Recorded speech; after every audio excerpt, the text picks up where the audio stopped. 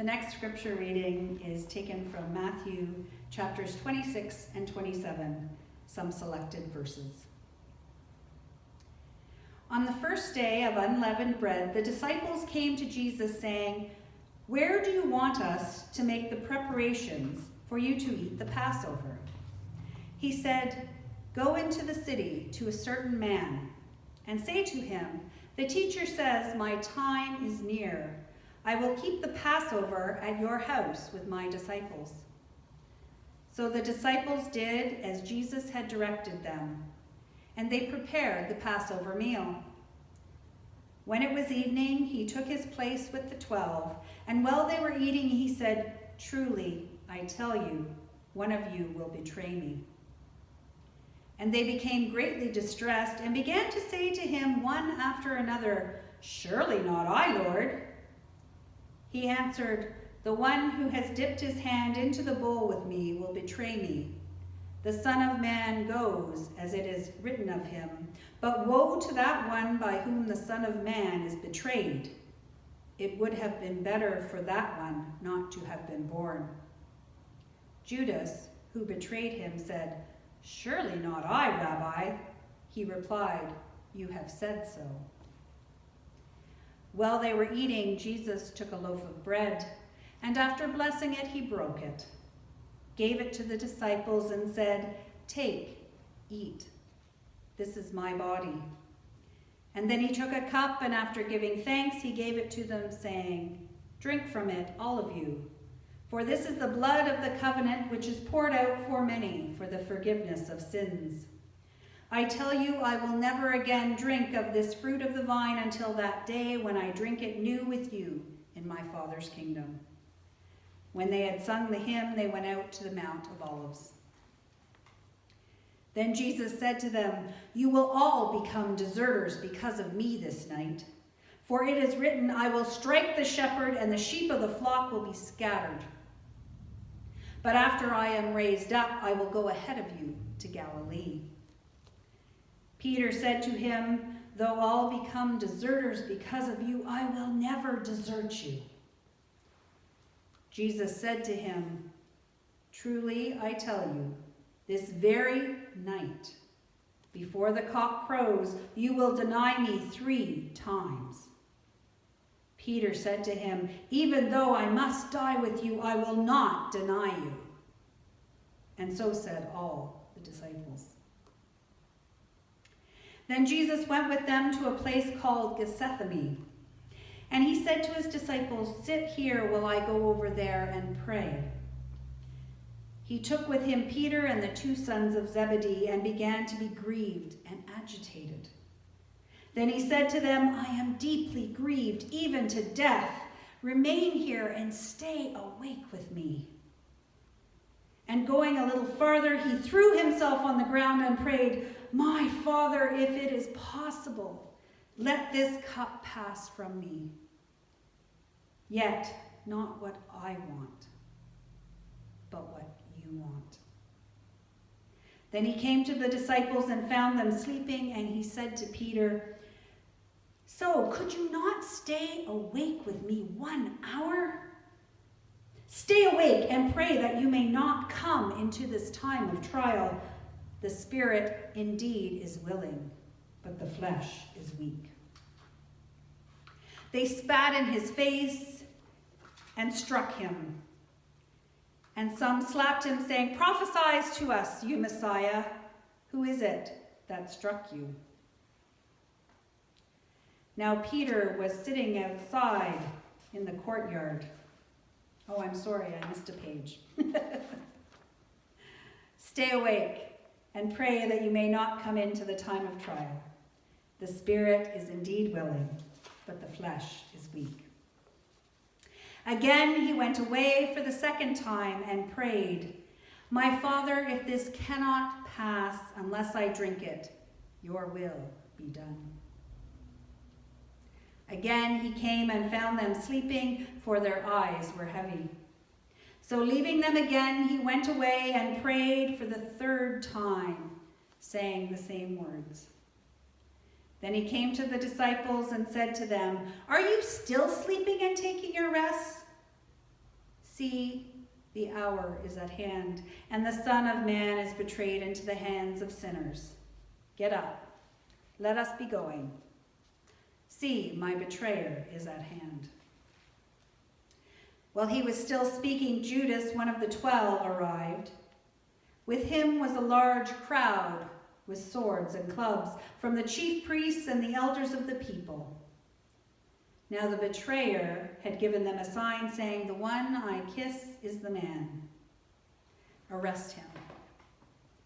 At once he came up to Jesus and said, "Greetings, Rabbi," and kissed him. Jesus said to him, "Friend, do what you are here to do." Then they came and laid hands on Jesus and arrested him. Suddenly one of those with Jesus put his hand on his sword, drew it, and struck the slave of the high priest, cutting off his ear. Then Jesus said to him, "Put your sword back into its place, for all who take the sword will perish by the sword. Do you think that I cannot appeal to my Father, and he will at once send me more than 12 legions of angels? But how then would the scriptures be fulfilled, which say it must happen in this way?" At that hour, Jesus said to the crowds, "Have you come out with swords and clubs to arrest me as though I were a bandit?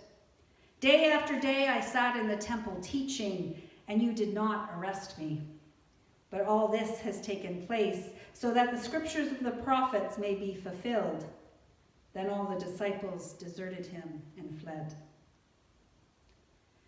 Those who had arrested Jesus took him to Caiaphas the high priest, in whose house the scribes and the elders had gathered. But Peter was following him at a distance, as far as the courtyard of the high priest, and going inside, he sat with the guards in order to see how this would end. Now the chief priests and the whole council were looking for false testimony against Jesus, so that they might put him to death. But they found none, though many false witnesses came forward. At last 2 came forward and said, "This fellow said, 'I am able to destroy the temple of God and to build it in 3 days.'" The high priest stood up and said, "Have you no answer?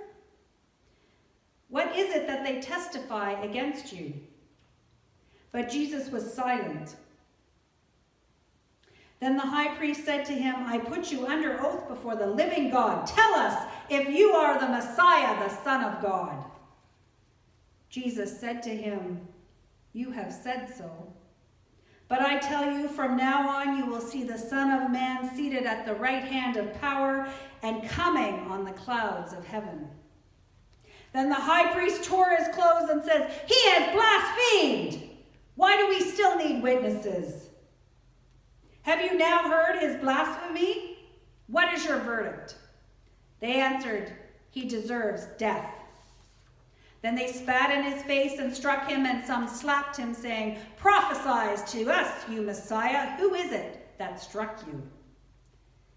Now Peter was sitting outside in the courtyard. A servant girl came to him and said, "You also were with Jesus the Galilean." But he denied it before all of them, saying, "I don't know what you're talking about." When he went out to the porch, another servant girl saw him, and she said to the bystanders, "This man was with Jesus of Nazareth." And again he denied it with an oath, "I do not know this man." After a little while, the bystanders came up and said to Peter, "Certainly you are also one of them, for your accent betrays you." Then he began to curse, and he swore an oath, "I do not know the man." At that moment, the cock crowed. Then Peter remembered what Jesus had said, "Before the cock crows, you will deny me 3 times." And he went out and wept bitterly.